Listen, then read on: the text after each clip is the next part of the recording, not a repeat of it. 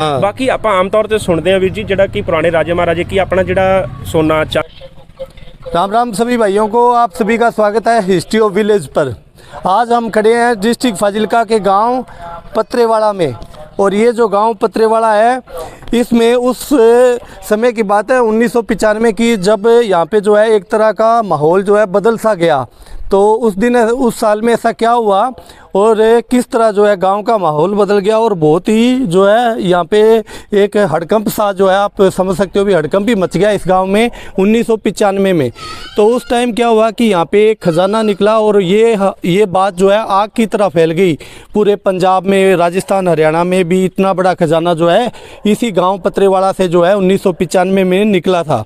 तो वो खजाना किसका था, किस तरह का था, कौन सी लोकेशन थी, और उस खजाने के बारे में पूरी की पूरी जानकारी है वो इसी गांव के वासी हैं वरिंदर जी खालसा। तो उनसे हम पूरी जानकारी लेंगे, क्योंकि हमें जो है वो पूरी बात बताएंगे, क्योंकि वो इसी गांव के हैं। और उनसे पूछेंगे कि ये खजाना किसका था और किस तरह और कितना का खजाना ये अंदाजे से इस गाँव में निकला था, क्योंकि ये बात जो है 1995 की है, और बहुत ही आग की तरह ये जो बात फैल गई थी, क्योंकि यहाँ पे जो है एक बहुत ही बड़ा खजाना जो है धरती से निकला था। तो बात करते हैं। सत श्री अकाल जी। जी सत श्री अकाल, वाहिगुरू जी का खालसा, वाहिगुरू जी की फतेह। जी जी जी तुहाडा ते तुहाडे चैनल की समੁੱਚੀ टीम का बहुत बहुत धन्यवाद जी। तुसीं साडे नगर दे विच आए हो। एक बहुत ही विलक्षण जिहड़ा इतिहास है साडे पिंड दे जिहड़े दे नाम आया हैगा। सो आपां इस दे मुताबिक जिहड़ा है हुण आपां खड़े होए हां गलबात करन वास्ते जी। तो वरिंदर जी खालसा जी, आप एक बात बताओ जी खालसा साहब भी, ये जो आप गाँव पत्रेवाड़ा है ये कितने साल से पहले का, मतलब यहाँ पे जो है पत्रेवाड़ा गाँव कितने साल पुराना है? देखो ये गाँव ये पिंड जिहड़ा हैगा जी, पिंड बहुत पुराना पिंड हैगा, क्योंकि सब तो वड्डी गल है जी जिस तरह आपां गल करिए कि 1849 तो पहला खालसा राज महाराजा रणजीत सिंह दा राज रहा, राजधानी लाहौर रही। यह समूचा मतलब इलाका सारा जिहड़ा है महाराजा रणजीत सिंह दे अधीन जिहड़ा खेतर आउंदा सीगा, खालसा राज दा खेतर सी। उस तो बाद 1849 तो बाद ईस्ट इंडिया कंपनी देश भारत ते कब्जा करने की कोशिश कर लैंदी है। अमूमन सारा कब्जा जिहड़ा हो जाता है, बट बहुत सारे खालसा राज के इलाकों के उत्ते कब्जा नहीं कर पाते, क्योंकि सिख राज सीगा। ते यह सारा इलाका जिहड़ा हैगा वो ईस्ट इंडिया कंपनी के अंग्रेजी हुकूमत के थले आ जाता, अधीन हो जाता। और यह बहुत ही पुरातन जिहड़ा नगर हैगा, ज़्यादातर जिहड़ा हैगा ये मुसलमान इलाका सीगा। इत्थे ज़्यादातर मुसलमान भरा जिहड़े अज पाकिस्तान दे विच वस गए ने, क्योंकि आपां इतिहासक नगर सीगा जी, बिल्कुल इतिहासक नगर आपां कह सकते हैं। 15 अगस्त 1947 ਨੂੰ देश आज़ाद ਹੁੰਦਾ, ਆਪਾਂ ਸਾਰੇ ਜਾਣਦੇ ਹਾਂ। ਇਹ ਆਜ਼ਾਦੀ ਤਾਂ ਖੈਰ ਆਜ਼ਾਦੀ ਨਹੀਂ ਕਹਿ ਸਕਦੇ ਸੀਗੇ, ਕਿਉਂਕਿ ਸਭ ਤੋਂ ਵੱਡੀ ਗੱਲ ਹੈ ਕਿ ਇਹ ਇੱਕ ਉਹ ਜ਼ਖਮ ਸੀਗੇ ਜਿਹੜੇ ਪੰਜਾਬੀਆਂ ਦੇ ਹਿੱਸੇ ਆਏ ਸਨ, पंजाब ਦੇ ਹਿੱਸੇ ਆਏ ਸਨ, ਖਾਸकर ज़्यादातर ਸਿੱਖਾਂ ਦੇ ਹਿੱਸੇ ਆਏ ਸਨ। क्योंकि ये पाकिस्तान बॉर्डर के पास भी आ गया। बिल्कुल ये पाकिस्तान बॉर्डर ਦੇ ਲਾਗੇ ਆਂਦਾ। ਇਹਨੂੰ ਆਪਾਂ ਆਜ਼ਾਦੀ ਦਾ ਨਾਮ ਦੇ ਦਈਏ ਤਾਂ ਗੱਲ ਵੱਖਰੀ ਆ, ਪਰ ਇਹ ਆਜ਼ਾਦੀ ਅਸੀਂ ਕਹਿ ਨਹੀਂ ਸਕਦੇ, ਕਿਉਂਕਿ ਇਹ ਬਹੁਤ ਵੱਡਾ ਨੁਕਸਾਨ ਪੰਜਾਬ ਦਾ ਹੋਇਆ। ਪੰਜਾਬ ਦਾ ਸਰਮਾਇਆ ਬਹੁਤ ਵੱਡਾ ਉਜੜਿਆ, ਬਹੁਤ ਸਾਰੀਆਂ ਸੈਂਕੜੇ ਹਜ਼ਾਰਾਂ ਜਾਨਾਂ ਜਿਹੜੀਆਂ ਹੈਗੀਆਂ ਵੱਡਾ ਟੁੱਕੀ ਹੋਈ ਉਸ ਵਕਤ ਦੇ ਵਿੱਚ। ਔਰ ਜਦੋਂ ਰੋਲਾ ਪੈ ਜਾਂਦਾ ਤਾਂ ਜਿਹੜੇ ਇੱਧਰ ਦੇ ਲੋਕ ਸਨ ਉਹ ਉਧਰ ਜਾਣਾ ਸ਼ੁਰੂ ਕਰ ਦਿੰਦੇ, ਆਪਣਾ ਸਾਜੋ ਸਮਾਨ के बल्द गड्ढे होंदे सन या होर, और उस साइड जो थे वही साइड ਜਿਹੜੇ ਉਧਰ ਦੇ ਸਾਡੇ ਹਿੰਦੂ ਸਿੱਖ ਭਰਾ ਸੀਗੇ, ਹੋਰ ਧਰਮਾਂ ਦੇ ਭਰਾ ਸੀਗੇ, ਜਿਹੜੇ ਭਾਰਤ ਦੇ ਵਿੱਚ ਵਸਣਾ ਚਾਹੁੰਦੇ ਸਨ, ਉਹ ਇਧਰ ਆ ਜਾਂਦੇ ਨੇ जी। तो मेन बात ये है भी जो ये गांव पत्रेवाड़ा है ये ऐतिहासिक नज़र से बहुत ही ऐतिहासिक गांव है, क्योंकि 1800 ईस्वी के करीब जो है इस गांव की मान लो ये नींव रखी गई थी, और उस टाइम जो है मुस्लिम आबादी यहाँ पे थी, और ये गाँव जो है पाकिस्तान बॉर्डर के बिल्कुल पास में है। अगर आप मान के चलो तो 20 किलोमीटर के लगभग 20-25 किलोमीटर के अंदर ये गांव जो है आता है। और इस गांव में मुस्लिम आबादी जो है उस टाइम ज़्यादा थी, और सिख भाईचारा भी बहुत ज़्यादा था, और महाराजा रणजीत सिंह जी जो थे उनका जो है राज यहाँ पे जो है चलता था। और फिर 1947 में जैसे कि खालसा जी ने बताया कि जो बंटवारा हुआ उसके बाद में सारी जो है यहाँ की जितने लोग थे, यहाँ की आबादी थी, वो पाकिस्तान चली गई, और पाकिस्तान की जो यहाँ पे आ गई। तो खालसा जी ये खजाने का सिलसिला कब से शुरू हुआ? ਇਹ ਵੀਰ ਜੀ ਜਿਹੜਾ ਖਜ਼ਾਨੇ ਦਾ ਸਿਲਸਿਲਾ ਹੈਗਾ, ਇੱਥੇ ਇੱਕ ਮਤਲਬ ਜਦੋਂ ਈਸਟ ਇੰਡੀਆ ਕੰਪਨੀ ਭਾਰਤ ਤੇ ਕਬਜ਼ਾ ਕਰਦੀ ਹੈ ਤਾਂ ਉਹਨਾਂ ਨੇ ਮਤਲਬ ਕੁਝ ਅਧਿਕਾਰਿਤ ਅਥਾਰਟੀਜ਼ ਲਗਾਈਆਂ ਉਸ ਨੇ, ਜਿਸ ਤਰ੍ਹਾਂ ਆਪਾਂ ਜੁਡੀਸ਼ਰੀ ਜੱਜ ਕਹਿ ਦਿੰਦੇ ਆ ਜਾਂ ਲੰਬੜਦਾਰ ਪੋਸਟ ਹੁੰਦੀ ਆ। ਤਾਂ ਇੱਥੇ ਜਿਹੜਾ ਆਪਾਂ ਜਿੱਥੇ ਖੜੇ ਹੋਏ ਆ ਸਾਹਮਣੇ ਜਿਹੜਾ ਇਹ ਤੁਸੀਂ ਦੇਖ ਰਹੇ ਹੋ ਸਾਹਮਣੇ, ਇੱਥੇ ਜਿਹੜਾ ਹੈਗਾ ਨਾ ਕਾਫੀ ਸੋਨਾ ਚਾਂਦੀ ਨਿਕਲਿਆ ਸੀਗਾ, ਜਿੱਥੇ ਉਹ ਗੋਬਰ ਪੜਾ ਹੋਇਆ ਹੈ। ਬਿਲਕੁਲ ਇੱਥੇ ਕੋਠੀ ਹੁੰਦੀ ਸੀ, ਬੰਗਲਾ ਟਾਈਪ ਕੋਠੀ ਸੀਗੀ, ਮਹਿਲ ਸੀਗਾ। ਇੱਥੇ ਬਹੁਤ ਜ਼ਿਆਦਾ ਬੇਤਾਸ਼ਾ ਸੋਨਾ ਚਾਂਦੀ ਧਨ ਜਿਹੜਾ ਹੈਗਾ ਠਣਕ ਦੇ ਸਿੱਕੇ ਔਰ ਇੱਥੋਂ ਨਿਕਲੇ ਸੀਗੇ, ਔਰ ਇਹ ਸਲਾਮਤ ਤੁਸੀਂ ਦੇਖ ਰਹੇ ਹੋ ਥੋੜਾ ਖੰਡਰ ਹਾਲਾਤ ਦੇ ਵਿੱਚ ਜ਼ਰੂਰ ਹੈ, ਪਰ ਬਹੁਤ ਠੀਕ ਖੜੀ ਅਜੇ ਵੀ ਇਹ ਬਿਲਡਿੰਗ, ਇੱਥੇ ਆਵਾਸ ਵੀ ਹੈ, ਗਰੀਬ ਪਰਿਵਾਰ ਇੱਥੇ ਰਹਿ ਰਹੇ ਨੇ। मतलब जो मुस्लिम जो खजाना निकला था और मुस्लिम भाईचारा था वो यहीं पे रहता था ज्यादा। ਬਿਲਕੁਲ ਮੇਨ ਗੱਲ ਸੀਗੀ ਇੱਥੇ ਨਾ ਮੀਆਂ ਮਾਝੀ ਖਾਨ ਸੀਗੇ, ਮੀਆਂ ਮਾਝੀ ਖਾਨ ਪੁੱਤਰ ਅਨਵਰ ਖਾਨ। ਮੀਆਂ ਮਾਝੀ ਖਾਨ ਜੀ ਉਹਨਾਂ ਦਾ ਦੂਸਰੇ ਪਾਸੇ ਮੈਂ ਤੁਹਾਨੂੰ ਦਿਖਾਵਾਂਗਾ, ਤੁਸੀਂ ਉੱਥੋਂ ਸ਼ਾਟ ਵੀ ਲੈਣਾ, ਉੱਥੇ ਜਿਹੜੇ ਆਪਣੇ ਨੀਂਹ ਪੱਥਰ ਲੱਗਾ ਹੋਇਆ ਮੀਆਂ ਮਾਝੀ ਖਾਨ ਜੀ ਦਾ। ਮੀਆਂ ਮਾਝੀ ਖਾਨ ਬਾਰੇ ਆਪਾਂ ਗੱਲ ਕਰਦੇ ਹਾਂ, ਕੌਣ ਸਨ? ਮੀਆਂ ਮਾਝੀ ਖਾਨ ਜੀ ਕੋਲ ਇੱਕ ਹੋਨਰੇਰੀ ਜੱਜ ਦੀ ਉਪਾਧੀ ਸੀਗੀ, ਉਹ ਇਲਾਕੇ ਦੇ ਲੰਬੜਦਾਰ ਸਨ, ਔਰ ਇਲਾਕੇ ਦੇ ਮਤਲਬ ਉਸ ਵਕਤ ਕੀ ਹੁੰਦਾ ਸੀਗਾ ਵੀ ਕੋਈ ਇਸ ਤਰ੍ਹਾਂ ਦਾ ਢਾਂਚਾ ਨਹੀਂ ਸੀਗਾ ਲੋਕਤੰਤਰ ਦਾ। ਉਦੋਂ ਅੰਗਰੇਜ਼ੀ ਹਕੂਮਤ ਨੇ ਕੁਝ ਮਤਲਬ ਛੋਟੇ ਜਿਹੜੇ ਆਪਾਂ ਕਹਿ ਸਕਦੇ ਹਾਂ, ਜਿਵੇਂ ਮੰਨ ਲਓ ਮਾਝੀ ਖਾਂ ਵਗੈਰਾ ਜਾਂ ਹੋਰ ਆਨਰੇਰੀ ਜੱਜ ਦੀ ਪੋਸਟਾਂ ਦੇ ਕੇ ਉਹਨਾਂ ਨੇ 25 ਪਿੰਡ ਉਹਨਾਂ ਨੂੰ ਵੰਡੇ ਹੋਏ ਸੀਗੇ। ਤਾਂ ਇਸੇ ਤਰ੍ਹਾਂ ਮੀਆਂ ਮਾਝੀ ਖਾਂ ਜੀ ਨੂੰ ਜਿਹੜਾ ਹੈ ਉਹਨਾਂ ਨੇ 25 ਬੰਡੇ ਵੰਡੇ ਹੋਏ ਸੀ ਇਸ ਇਲਾਕੇ ਦੇ, ਔਰ ਜਿੰਨੇ ਵੀ ਦੁੱਖ ਤਕਲੀਫਾਂ ਉਹ ਸੁਣਦੇ ਸੀਗੇ, ਕੋਈ ਵੀ ਮਸਲਾ ਹੋ ਜਾਂਦਾ ਸੀਗਾ, ਘਰੇਲੂ ਮਸਲਾ ਹੋ ਗਿਆ, ਚਾਹੇ ਕਿਸੇ ਦਾ ਕੋਈ ਹੋਰ ਮਸਲਾ ਹੋ ਗਿਆ, ਤਾਂ ਉਹ ਮਸਲੇ ਸੁਣਿਆ ਕਰਦੇ ਸੀਗੇ। ਤੇ ਉਹਨਾਂ ਕੋਲ ਇਹ ਪਾਵਰ ਵੀ ਸੀ ਕਿ ਉਹ ਜਿਹੜਾ ਜੱਜੀਆ, ਉਸ ਵਕਤ ਆਪਾਂ ਜੱਜੀਆਂ ਕਹਿੰਦੇ ਸੀ, ਜਿਹਨੂੰ ਅੱਜ ਆਪਾਂ ਕਰ ਕਹਿੰਦੇ ਆ ਜਾਂ ਅੰਗਰੇਜ਼ੀ ਚ ਟੈਕਸ ਕਹਿੰਦੇ ਆ, ਠੀਕ ਹੈ ਜੀ। ਤਾਂ ਅੰਗਰੇਜ਼ੀ ਹਕੂਮਤ ਜਿਹੜਾ ਜੱਜੀਆ ਇਕੱਠਾ ਕਰਦੀ ਸੀ, ਲਗਾਨ ਜਿਹਨੂੰ ਆਪਾਂ ਕਹਿ ਦਿੰਦੇ ਆ, ਉਹ ਲਗਾਨ ਇਹੋ ਜਿਹੇ ਅਲੰਬੜਦਾਰ ਆਨਰੇਰੀ ਜੱਜ ਜਿਹੜੇ ਹੁੰਦੇ ਸੀ ਉਹਨਾਂ ਦੇ ਜਰੀਏ ਇਕੱਠਾ ਕਰਦੇ ਸੀ। ਉਹਨਾਂ ਕੋਲ ਇਸ ਇਲਾਕੇ ਦੀ ਪਾਧੀ ਹੁੰਦੀ ਸੀ ਤੇ ਉਹ ਲਗਾਨ ਇਕੱਠਾ ਕਰਦੇ ਸੀਗੇ, ਔਰ ਉਹ ਲਗਾਨ ਇਕੱਠਾ ਕਰਕੇ ਉਹਦੇ ਵਿੱਚੋਂ ਕੁਝ ਅਮੂਮਨ ਥੋੜਾ 2-4% ਹਿੱਸਾ ਉਹਨਾਂ ਨੂੰ ਦਿੱਤਾ ਜਾਂਦਾ ਸੀ, ਔਰ ਬਾਕੀ ਅੰਗਰੇਜ਼ੀ ਹਕੂਮਤ ਇਕੱਠਾ ਕਰਕੇ ਉਹ ਜਿਹੜੀ ਆਪਣੇ ਕੋਲ ਰੱਖਦੀ ਸੀਗੀ। मतलब ईस्ट इंडिया कंपनी और जो नंबरदार यहाँ पे जो थे, जो लगान इकट्ठा करते थे, उनका जो है एक हिस्सा था भी अंग्रेजों को इतना देना है और अपना इतना रखना। बिल्कुल एक मीडियम सीगा। ਤਾਂ ਮੇਨ ਗੱਲ ਆਪਾਂ ਕਰਦੇ ਹਾਂ ਜਿਹੜੇ ਮੀਆਂ ਮਾਝੀ ਖਾਨ ਸੀਗੇ, ਉਹ ਇੱਕ ਰਾਜਾ ਟਾਈਪ ਸੀਗੇ। ਰਾਜਾ ਟਾਈਪ ਆਪਾਂ ਕਹਿ ਸਕਦੇ ਹਾਂ, ਉਹਨਾਂ ਦਾ ਮਤਲਬ ਇੱਕ ਖਾਨਦਾਨੀ ਬਹੁਤ ਜ਼ਿਆਦਾ ਰਹੀ ਸੀਗੇ। 5-6 ਉਹਨਾਂ ਦੀਆਂ ਪਟਰਾਣੀਆਂ ਯਾਨੀ ਰਾਣੀਆਂ ਸਨ, ਪਤਨੀਆਂ ਸਨ, 5-4 ਵਿਆਹ ਹੋਏ। ਹਾਂ ਮਤਲਬ 5-6 ਵਿਆਹ ਹੋਏ ਸੀਗੇ, ਤੇ ਕਿਸੇ ਚੋਂ ਬੱਚਾ ਨਹੀਂ ਹੋਇਆ ਸੀਗਾ। ਇੱਕ ਚੋਂ ਸੁਣਿਆ ਸੀਗਾ ਕਿ ਇੱਕ ਚੋਂ ਬੱਚਾ ਸ਼ਾਇਦ ਹੋਇਆ ਸੀਗਾ, ਮਤਲਬ ਉਨਕੇ ਔਲਾਦ ਨਹੀਂ ਥੀ, ਔਲਾਦ ਉਹਨਾਂ ਦੀ ਮਤਲਬ ਇਸ ਤਰ੍ਹਾਂ ਦੀ ਨਹੀਂ ਸੀ, ਪਰ ਉਹ ਬਹੁਤ ਜ਼ਿਆਦਾ ਅੱਤ ਤੇ ਸ਼ਰੀਫ ਇਨਸਾਨ ਸਨ। ਉਹਨਾਂ ਦੇ ਕੋਲ ਜਿਹੜਾ ਬੇਤਹਾਸ਼ਾ ਜੱਦੀ ਪੁਸ਼ਤੈਨੀ ਸਤਾਨਾ ਸੀਗਾ ਨਾ ਜੀ, ਥਣਕਦੇ ਸਿੱਕੇ, ਸੋਨਾ, ਪਿਓਰ ਸੋਨਾ ਤੇ ਪਿਓਰ ਚਾਂਦੀ, ਉਹ ਉਹਨਾਂ ਕੋਲ ਲਗਭਗ ਸਾਨੂੰ, ਕਿਉਂਕਿ ਮੇਰੀ ਜਿਹੜਾ ਮੇਰਾ ਡੇਟ ਆਫ ਬਰਥ ਹੈ ਉਹ 1987 ਦਾ ਹੈਗਾ, ਤੇ ਮਤਲਬ ਜਿਹੜਾ ਹੈਗਾ ਕਹਾਣੀ 95 ਚ ਖਿਲਰਦੀ ਹੈਗੀ ਹੈ ਵੀ ਜਿਹੜਾ ਰੋਲਾ ਪੈਂਦਾ ਹੈਗਾ, ਤੇ ਉਸ ਵਕਤ ਮੇਰੀ ਅਮੂਮਨ 7-8 ਸਾਲ ਉਮਰ ਸੀਗੀ। ਤਾਂ ਮੈਂ ਜ਼ਿਆਦਾ ਕੁਛ ਨਾ ਦੱਸਦਾ, ਮੈਂ ਇੰਨਾ ਕੁ ਜਾਣਦਾ ਜ਼ਰੂਰ ਹੈਗਾ ਕਿ 2-4 ਕੁਇੰਟਲ ਪਲੱਸ ਸੋਨਾ ਸੀਗਾ ਇੱਥੇ ਘੱਟੋ ਘੱਟ, ਤੇ 10-20 ਕੁਇੰਟਲ ਤੋਂ ਪਲੱਸ ਚਾਂਦੀ ਹੈਗੀ ਸੀ। ਔਰ ਅੱਜ ਵੀ ਸੁਣਨ ਚ ਆ ਰਿਹਾ ਹੈ ਵੀ ਖਦਸ਼ਾ ਜਤਾਇਆ ਜਾ ਰਿਹਾ ਕਿ ਇਲਾਕੇ ਦੇ ਜਿਹੜੀਆਂ, ਕਿਉਂਕਿ ਇਸ ਤਰ੍ਹਾਂ ਦੇ ਬੰਗਲਾਨੁਮਾ ਜਿਹੜੀ ਕੋਠੀਆਂ ਨੇ ਨਾ, ਹੋਰ ਵੀ ਪਿੰਡ ਚ ਹੈਗੀਆਂ ਨੇ, ਠੀਕ ਹੈ, ਪੁਰਾਣੀ ਕੋਠੀਆਂ ਹੈ, ਲੋਕ ਇਲਾਕੇ ਚ ਹੈਗੀਆਂ ਨੇ। ਸਾਨੂੰ ਡਾਊਟਫੁਲ ਜਸੀਂ ਹੈਗੇ ਆ, ਡਾਊਟ ਸਾਨੂੰ ਹੈਗਾ ਕਿ ਹੋ ਸਕਦਾ ਹੈ ਕਿ ਧਨ ਹੋਰ ਹੋ ਸਕਦਾ ਹੈ। ਅਸੀਂ ਬਿਲਕੁਲ ਇਹਨੂੰ ਕਲੀਅਰ ਨਹੀਂ ਕਰਦੇ ਹੈਗੇ ਕਿ ਹਾਂ ਵੀ ਅਸੀਂ ਕੋਈ ਪ੍ਰੋਪਰ ਅਸੀਂ, ਬਟ ਜਿਸ ਤਰ੍ਹਾਂ ਹਾਲਾਤ ਦੱਸੇ ਜਾਂਦੇ ਨੇ, ਜਿਸ ਤਰ੍ਹਾਂ ਸਾਨੂੰ जिस हिसाब से खजाना जो है माझी खान की हवेली से निकला था, ये बता रहे हैं खालसा जी, तो इनका कहना ये है कि जो बाकी भी हमारे गांव में बहुत सारी पुरानी हवेलियां अब भी मौजूद है, और ये भी हो सकता है कि वो भी उस टाइम के किसी रईस मुसलमानों की रही होगी, और उनके नीचे भी शायद हो सकता है खजाना। ये इनका एक अंदाज़ा है। और ये भी बता रहे हैं कि क्योंकि देखो माझी खान की हवेली थी, उसमें किसने सोचा था कि खजाना है, लेकिन वो भी निकला। तो पूछेंगे आगे क्या हुआ जी। फिर की ਹੁੰਦਾ ਜੀ, ਮਤਲਬ ਇਹਨਾਂ ਦੇ ਕੋਲ ਨਾ ਮਤਲਬ ਅਸਤਬਲ ਵਗੈਰਾ ਹੈ ਸੀ, ਘੋੜੇ ਸਨ, ਹਾਥੀ ਸਨ, ਮਤਲਬ ਪੂਰਾ ਇੱਕ ਤਾਮਝਾਮ ਹੈਗਾ ਸੀਗਾ, ਠੀਕ ਹੈ ਜੀ। ਪਰ ਹੁੰਦਾ ਕੀ ਹੈ ਜੀ, ਮਤਲਬ ਆਪਾਂ ਗੱਲ ਕਰਦੇ ਹਾਂ 15 ਅਗਸਤ 1947 ਨੂੰ ਦੇਸ਼ ਦੀ ਵੰਡ ਹੋਣ ਦੀ ਗੱਲ ਹੁੰਦੀ ਹੈ। ਅੰਗਰੇਜ਼ੀ ਹਕੂਮਤ ਬੜੀ ਚਾਲ ਖੇਡ ਕੇ ਜਿਹੜੀ ਹੈਗੀ ਆ, ਉਹ ਜਿਹੜੇ ਰੈੱਡ ਕਲਿਫ ਨਾਮਕ ਜਿਹੜੇ ਸ਼ਖਸ ਹਨ, ਉਹਨਾਂ ਨੂੰ ਘੋੜੇ ਤੇ ਚੜਾ ਕੇ ਜਿਹੜਾ ਹੈਗਾ ਉਹ ਲਾਈਨ ਆਫ ਕੰਟਰੋਲ ਜਿਹੜੀ ਖਿੱਚੀ ਹੋਈ, ਉਹ ਟੇਢੀ ਮੇਢੀ, ਉਹ ਘੋੜਾ ਜਿਸ ਤਰ੍ਹਾਂ ਜਿੱਧਰ ਵੀ ਜਾਂਦਾ ਉਧਰ ਦੀ ਉਹ ਮਤਲਬ ਜਿਹੜਾ ਉਹਨਾਂ ਨੇ ਗਲਤ ਵੰਡ ਕਰ ਦਿੱਤੀ। ਔਰ ਬਹੁਤ ਸਾਰਾ ਜਿਹੜਾ ਹੈ ਗੁਰਦੁਆਰਾ ਸਾਹਿਬ, ਇਤਿਹਾਸਿਕ ਸਥਾਨ, ਔਰ ਮਤਲਬ ਲਾਹੌਰ ਦਾ ਕਿਲਾ ਮਹਾਰਾਜਾ ਰਣਜੀਤ ਸਿੰਘ ਦਾ ਰਾਜ ਦਾ, ਉਹ ਪਾਕਿਸਤਾਨ ਦੇ ਖੇਮੇ ਚਲਾ ਜਾਂਦਾ। ਹਾਲਾਂਕਿ ਉਹ ਰੈੱਡ ਕਲਿਫ ਨਾਮਕ ਇਨਸਾਨ ਉਹ ਲਾਹੌਰ ਪੰਜਾਬ ਨੂੰ, ਭਾਰਤ ਨੂੰ ਦੇਣਾ ਚਾਹੁੰਦਾ ਸੀ, ਪਰ ਕੋਈ ਇਹੋ ਜਿਹੀ ਚਾਲ ਖੇਡੀ ਗਈ ਕਿ ਉਹ ਜਿਹੜਾ ਸਾਨੂੰ ਮਤਲਬ ਵੰਡ ਦਿੱਤਾ ਗਿਆ, ਕੋਈ ਸਰਮਾਇਆ ਉਧਰ। और गुरु नानक देव जी का जो मेन स्थान है वो भी पाकिस्तान में रह गया। बिल्कुल ननकाना साहब उत्थे है, पंजा साहब उत्थे है, करतारपुर साहब कॉरिडोर खोलिया ही गया पिछे जा, वो खेती साहब सीगा जिथे गुरु नानक पातशाह ने सारी उम्र उत्थे खेती कीती सीगी। तो मतलब ये है अभी पंजाब के जो सिख भाईचारा है उसका लगभग इतिहास जो है, आधे से ज़्यादा इतिहास जो है पाकिस्तान में रह गया। और बंटवारे के टाइम में जो है एक ब्रिटिश सरकार का राज था उस टाइम, उन्होंने जैसा किया जो हमें मानना पड़ा। लेकिन आज भी जो है सिख भाइयों की जो आस्था है पाकिस्तान के प्रति जो है उनकी उतनी की उतनी है। तो खालसा जी, ये जो खजाने का सिलसिला 1995 में जैसे मान लो सबसे पहले कैसे पता चला? जी मैं ਉਸੇ ਤੇ ਗੱਲ ਆ ਰਿਹਾ ਜੀ। ਜਦੋਂ 15 ਅਗਸਤ 1947 ਨੂੰ ਵੰਡ ਦੀ ਗੱਲ ਚੱਲਦੀ ਹੈ ਤਾਂ ਜਿਹੜੇ ਮੀਆਂ ਮਾਜੀ ਖਾਨ ਸੀਗੇ ਇਹਨਾਂ ਨੂੰ ਵੀ ਉੱਥੇ ਜਾਣਾ ਪੈਂਦਾ ਹੈਗਾ। ਤਾਂ ਜਦੋਂ ਇਹ ਜਾਣ ਦੀ ਕੋਸ਼ਿਸ਼ ਕਰਦੀ ਹੈ ਤਾਂ ਇਲਾਕਾ ਸਾਰਾ ਇਕੱਠਾ ਹੋ ਜਾਂਦਾ ਹੈ, ਆਮ ਲੋਕ ਇਕੱਠੇ ਹੋ ਜਾਂਦੇ ਆ, ਗਰੀਬ ਮਜ਼ਲੂਮ ਲੋਕ ਇਕੱਠੇ ਹੋ ਜਾਂਦੇ ਆ ਤੇ ਉਹ ਰੋਣਾ ਧੋਣਾ ਸ਼ੁਰੂ ਕਰ ਦਿੰਦੇ ਆ ਵੀ ਤੁਸੀਂ ਮੀਆਂ ਮਾਜੀ ਖਾਨ ਜੀ ਤੁਸੀਂ ਨਾ ਜਾਓ। ਤਾਂ ਉਹ ਇੱਕ ਝੂਠ ਮਾਰ ਕੇ ਲੋਕਾਂ ਨੂੰ ਚਲੇ ਜਾਂਦੇ ਆ। ਮਤਲਬ ਇੱਕ ਸਿਰਫ ਪਿਆਰ ਉਹਨਾਂ ਦਾ ਬਹੁਤ ਜ਼ਿਆਦਾ ਸੀ ਕਿਉਂਕਿ ਬੜੇ ਸ਼ਰੀਫ ਕਿਸਮ ਦੇ ਇਨਸਾਨ ਸਨ ਔਰ ਲੋਕਾਂ ਦੇ ਸਾਰੇ ਲੋਕ ਜੋ ਹੈ ਰਿਸਪੈਕਟ ਕਰਦੇ ਸੀ ਔਰ ਉਹ ਮਸਲੇ ਲੋਕਾਂ ਦੇ ਨਿਬੇੜਦੇ ਸੀਗੇ।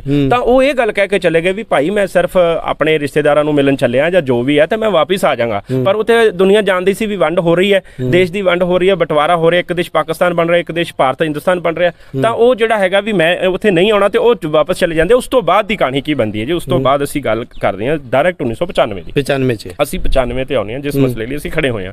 1995 ਦੇ ਵਿੱਚ ਕੀ ਹੁੰਦਾ ਹੈਗਾ ਜੀ, ਇੱਥੇ ਜਿਹੜੇ ਲੋਕ ਦੇਖੋ ਮੀਆਂ ਮਾਜੀ ਖਾਨ ਜੀ ਦੀ ਵਿਰਾਸਤ ਸੀ, ਉਹਨਾਂ ਨੂੰ ਜਿਹੜੀ ਅਲਾਟਮੈਂਟ ਹੋ ਗਈ ਜਾਇਦਾਦ ਪਾਕਿਸਤਾਨ 'ਚ ਹੋ ਗਈ ਤੇ ਪਾਕਿਸਤਾਨ ਦੇ ਵਿੱਚ ਜਿਹੜੇ ਹਿੰਦੂ ਜਾਂ ਸਿੱਖ ਭਾਈਚਾਰਾ ਸੀਗਾ ਉੱਥੇ ਇੱਕ ਹਿੰਦੂ ਮਤਲਬ ਪਰਿਵਾਰ ਹੈਗਾ ਸੀ, ਉਹ ਵੀ ਉੱਥੇ ਕਾਫੀ ਰਹੀਸ ਸਨ, ਬੜੇ ਤਕੜੇ ਲੈਂਡਲੋਰਡ ਸਨ। ਉਹਨਾਂ ਨੂੰ ਜਿਹੜੀ ਜਾਇਦਾਦ ਹੈ ਇਹ ਵਾਲੀ ਮੀਆਂ ਮਾਜੀ ਖਾਨ ਦੀ ਅਲਾਟ ਹੋ ਗਈ। ਰੈਗੂਲਰ ਗਵਰਨਮੈਂਟ ਨੇ ਅਲਾਟ ਇਧਰੋਂ ਮੀਆਂ ਮਾਜੀ ਖਾਨ ਨੂੰ ਪਾਕਿਸਤਾਨ 'ਚ ਕਰਤੀ, ਉਧਰੋਂ ਆ ਕੇ ਉਹਨਾਂ ਨੂੰ ਇੱਧਰ ਕਰਤੀ। ਉਧਰ ਜਿਹੜਾ ਜਿੱਥੇ ਨੀਂਹ ਪੱਥਰ ਲੱਗਿਆ ਸਾਰੀ ਮਤਲਬ ਇੱਕ ਦੋ ਪਰਿਵਾਰਾਂ ਨੂੰ ਇੱਕੋ ਮਤਲਬ ਦਾਦੀ ਦੀ ਔਲਾਦ ਨੂੰ ਅਲਾਟ ਹੋ ਗਈ ਕਿਉਂਕਿ ਰੀਸ ਲੋਕ ਸਨ।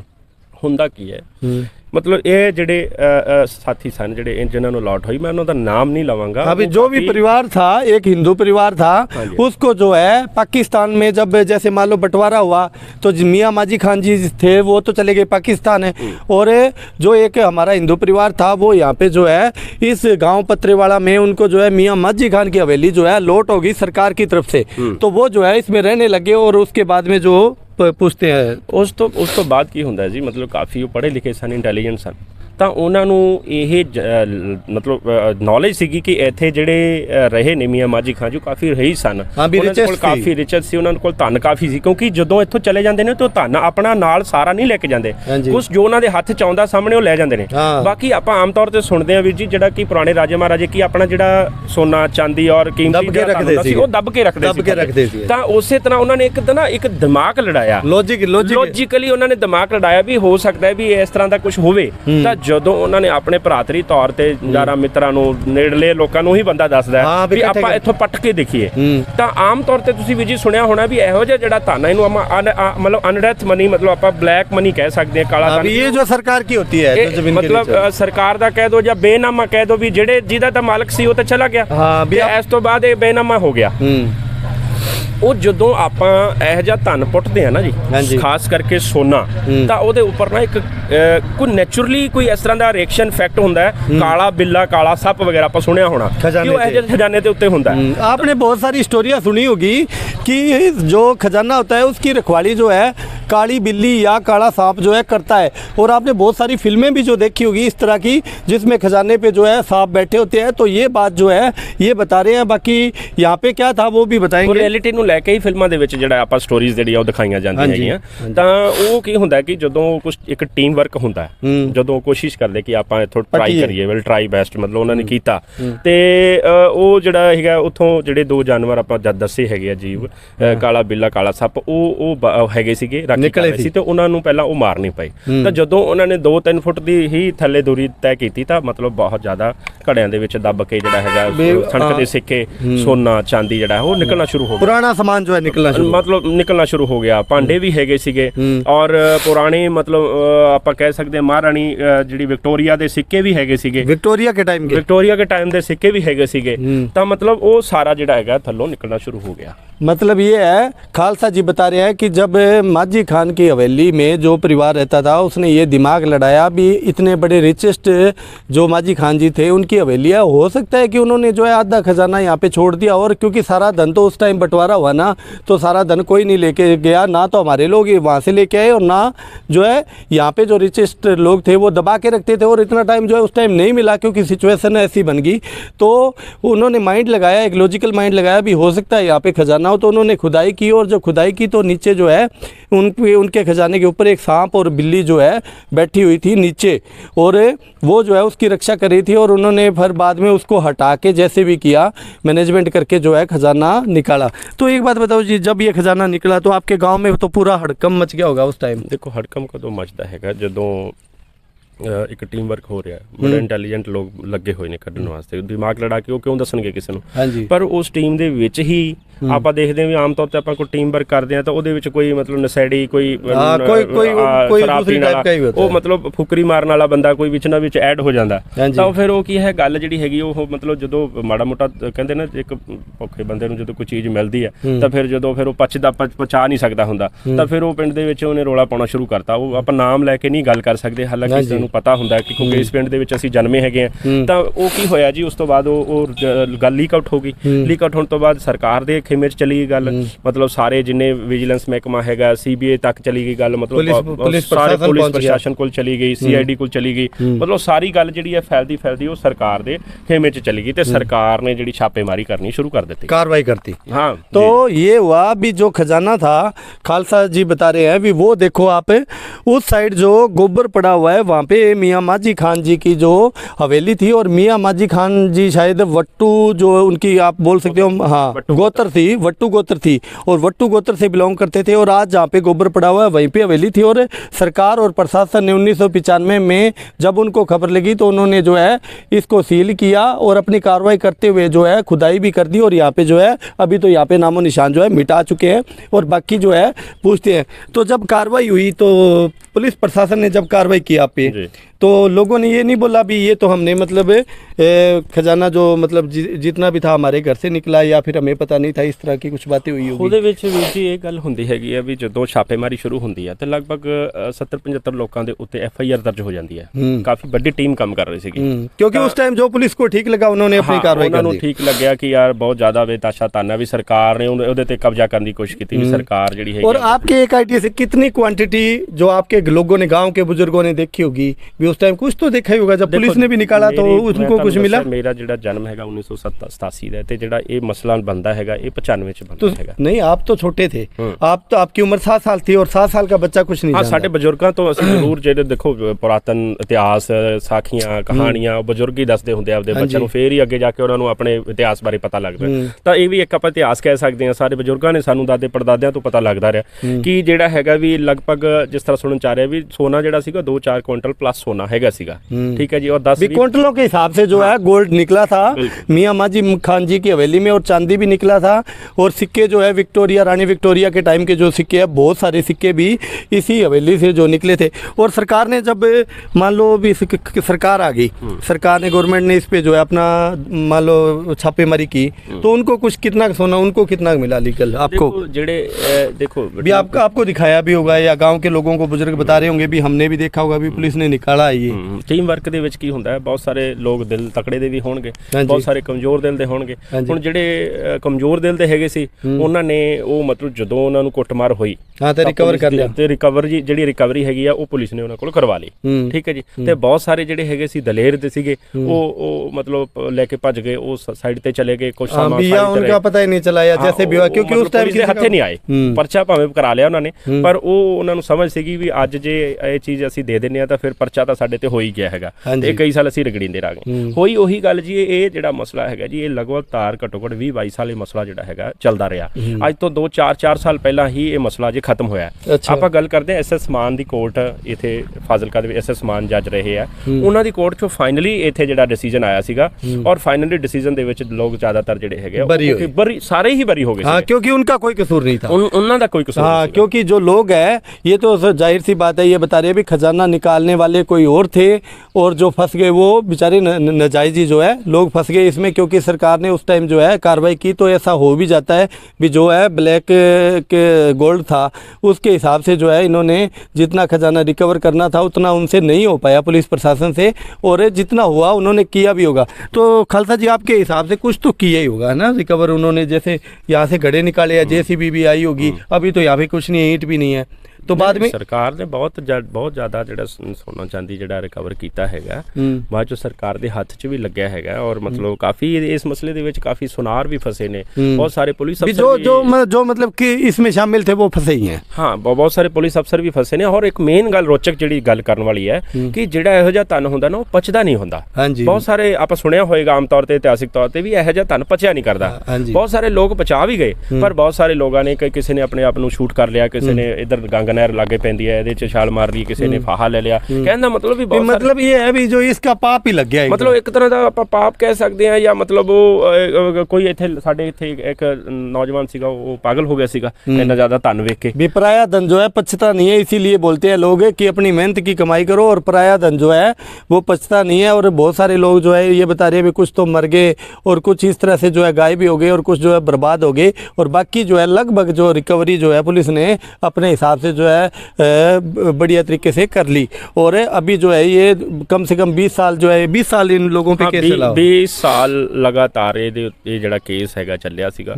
ਔਰ 20 ਸਾਲ ਦੇ ਵਿੱਚ ਇੱਕ ਦੋ ਦਫਾ ਬਰੀ ਹੋ ਗਏ ਸਾਰੇ ਲੋਕ, ਔਰ ਬਰੀ ਹੋਣ ਤੋਂ ਬਾਅਦ ਦੁਬਾਰੇ ਰੀਓਪਨ ਕੇਸ ਕਦੋਂ ਹੋ ਜਾਂਦਾ ਸੀ, ਜਦੋਂ ਮੰਨ ਕੇ ਚੱਲੋ ਕੋਈ ਬੰਦਾ ਹੈਗਾ ਕਿਸੇ ਨੇ ਕਲੇਮ ਕਰਤਾ, ਜਿਸ ਤਰ੍ਹਾਂ ਇਸ ਕੋਠੀ ਦੇ ਮਾਲਕ ਨੇ ਕਲੇਮ ਕਰਤਾ ਵੀ ਮੇਰਾ ਤੇ ਵਿਰਾਸਤੀ ਧਨ ਸੀਗਾ ਜੀ, ਮੇਰੇ ਦਾਦੇ ਪੜਦਾਦਾ ਸੀਗਾ, ਉਲਟਾ ਸਰਕਾਰ ਦੇ ਉੱਤੇ ਕਲੇਮ ਪਾਤਾ ਤੇ 2-2 ਕਰੋੜ ਰੁਪਇਆ ਕੁਝ ਲੋਕਾਂ ਨੇ ਸਰਕਾਰ ਤੋਂ ਵਾਪਸ ਲਿਆ, 3-3 ਕਰੋੜ ਰੁਪਇਆ ਵਾਪਸ ਲਿਆ। अच्छा, क्योंकि हमारी जो मकान है उसको डैमेज कर दिया, सिद्ध कर देता ना उन्होंने, सिद्ध कर ਦਿੱਤਾ ਵੀ ਇਹ ਕੋਈ ਚੋਰੀ ਦਾ ਧਨ ਥੋੜਾ, ਇਹ ਸਾਨੂੰ ਅਲਾਟ ਹੋਈ ਅਲਾਟਮੈਂਟ ਸੀਗੀ, ਜਦੋਂ ਅਲਾਟਮੈਂਟ ਹੋ ਗਈ ਉਹਦੇ ਥੱਲੇ ਜੋ ਵੀ ਨਿਕਲਿਆ ਉਹ ਸਾਡਾ ਹੈਗਾ।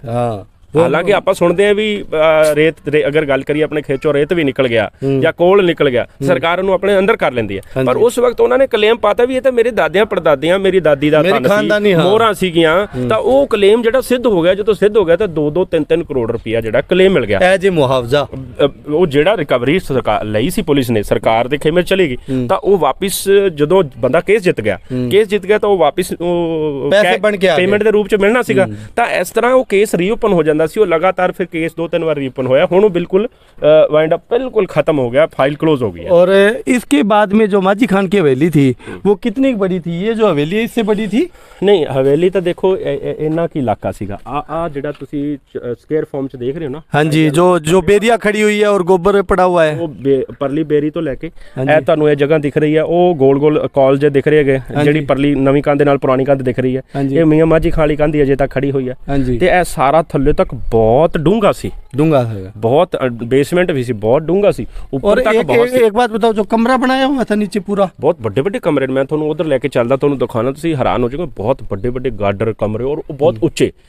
ਉਹ ਨਹੀਂ ਹੈਗਾ ਕਿ 2 ਮੰਜ਼ਲੀ 3 ਮੰਜ਼ਲੀ, ਇੱਕ ਹੀ ਮੰਜ਼ਿਲ ਹੈ, ਥੱਲੋਂ ਲੈ ਕੇ ਉੱਪਰ ਤੱਕ ਉਹਦੀ ਮਤਲਬ ਜਿਹੜੀ ਲੈਂਥ ਹੈ ਨਾ, ਛੱਤ ਹੈ ਜਿਹੜੀ ਬਹੁਤ ਉੱਚੀ ਛੱਤ ਹੈਗੀ है। मतलब कम से कम 30-30 40-40 फीट जो है ये सिंगल छत की जो है ऊंचाई थी, और जो है सिंगल पोर्शन था, और इस तरह की जो हवेली थी। और ये थी गांव पत्रेवाड़ा के खजाने की पूरी स्टोरी। तो जितनी स्टोरी इनको पता है, क्योंकि इनकी उम्र जो है 5-7 साल थी, लेकिन ये बहुत ही एजुकेटेड, वेल एजुकेटेड और पढ़े लिखे हैं, और इन्होंने जो है इतिहास को अपने को पूरा बुजुर्गों से पूछ के और हमारे साथ जो है शेयर किया है। तो आप सभी भाइयों को जो बहुत ही ज़्यादा, आप मेरे को कमेंट भी पहले कर रहे थे कि आप गांव पत्रेवाड़ा का जो है खजाने की जो है आप गांव पत्रेवाड़ा का इतिहास दिखाओ, तो मैंने आपको दिखा दिया। ये थे माझी खान जी जो यहाँ पे जिनकी हवेली थी, और उनकी हवेली में जो है खजाना निकला था 1995 में।